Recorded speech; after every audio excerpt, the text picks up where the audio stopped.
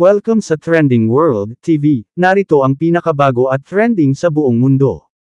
Kung bago sa channel, please like, share, subscribe and hit the bell para sa mga bagong video at notification. Lahat tayo ay patay sa Netflix, ang episode 3 pangunahing aksyon, na naganap pagkatapos na makaligtas sina Changsan at Soo Hyuk sa kanilang cliffhanger endings mula sa nakaraang nakasentro kay Nayeon, ang snobbish na babae sa pink na sweater, at Gyeong-soo, ang medyo mahirap na matalik na kaibigan ni Changsan, nakaka-excite at nakakatakot at the same time ang eksena. Hindi kailanman nagawang panindigan ni Nayeon si Gyeong-soo, na tinawag niyang wealthy, short para sa welfare recipient, kapag nagkaroon siya ng gasgas sa pakikipaglaban sa isang zombie, na kahit papaano ay nakaya niyang umakyat o mahulog sa kanilang escape rope at muntik nang mag-ugoy sa kanilang bagong silid-aralan, hiniling niya na siya ay paalisin sa grupo bilang isang action.